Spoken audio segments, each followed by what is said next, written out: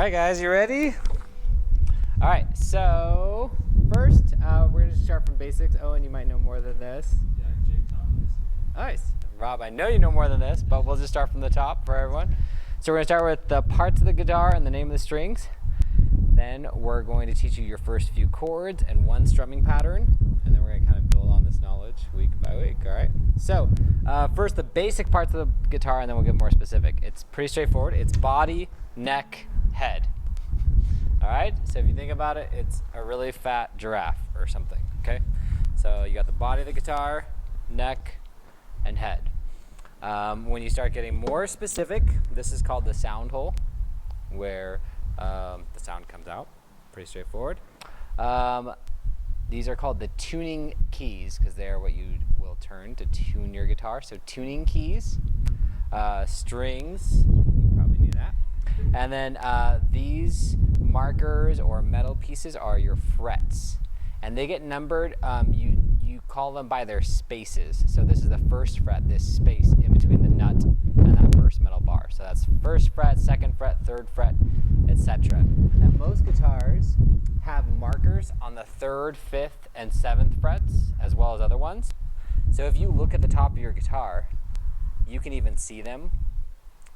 You probably have one on the third and the fifth and the seventh. Do you guys have those? At least you have one on 5, 7, and 9. You guys? Yep. So what that is that's actually a guide for you, and it's really helpful because we might be learning a chord. And I might say, put your third finger on the 5th fret, and you don't have to go 1, 2, 3. You can, it's that dot, right? Does that make sense? So that's a guide for you.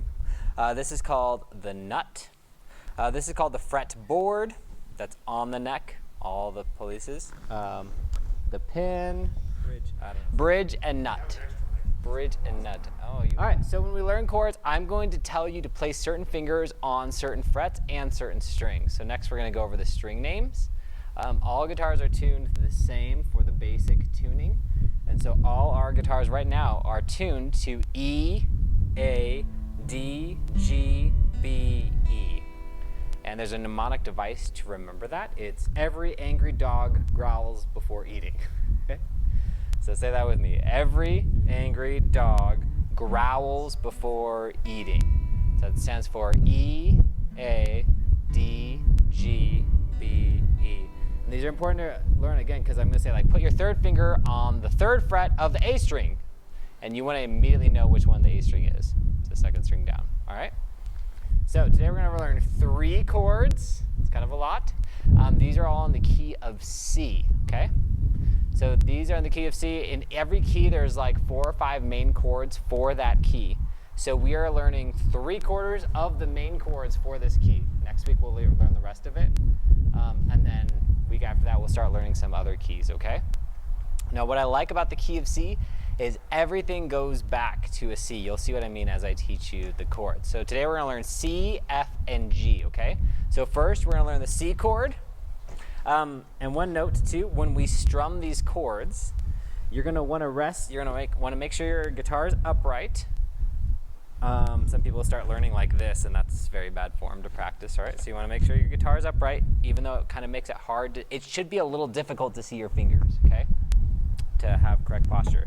Then you want to rest your elbow over here on the back, top right corner of the body of the guitar. And when you strum, you're going to want to position your fingers where they're centered over the sound hole. So you kind of want to look and check. So first chord, and when we do this, we label our fingers, okay? So we're just going to go 1, 2, 3, 4, okay?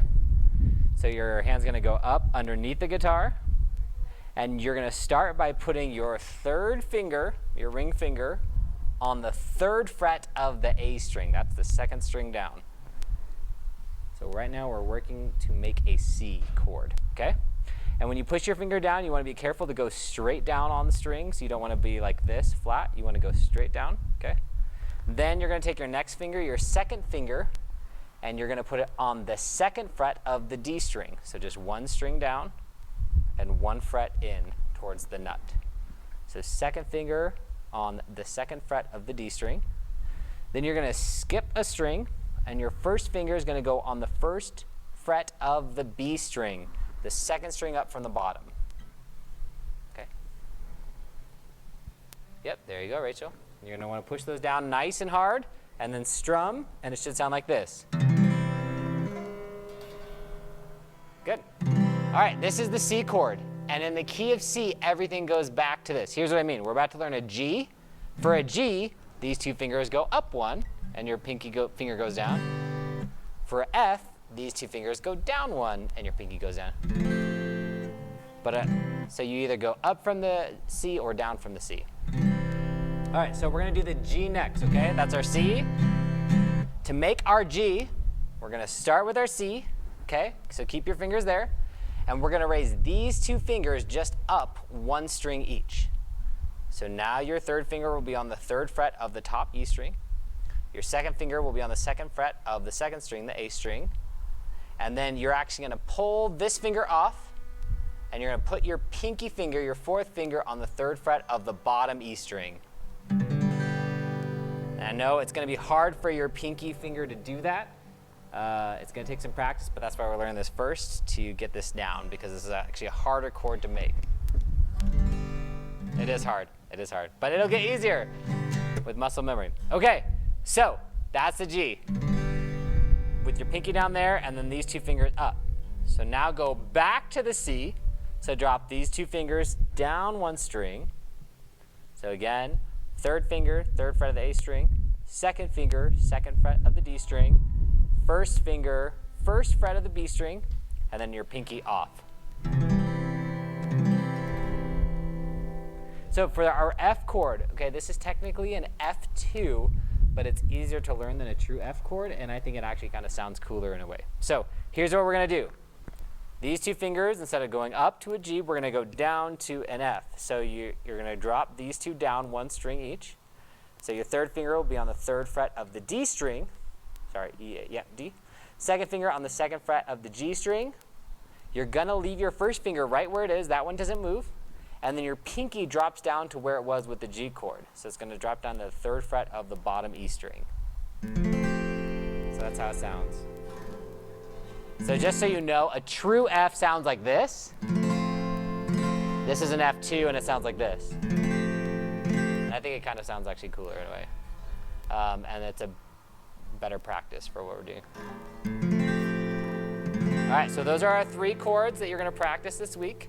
And I want you to practice those two different ways. I want you to practice like playing them with the strumming pattern we're about to learn, but I also want you to just practice switching. Like start with a C, and then see if you can switch to a G as fast as possible, and then back to a C, and then down to an F, and back to a C, and just go up and down. Does that make sense?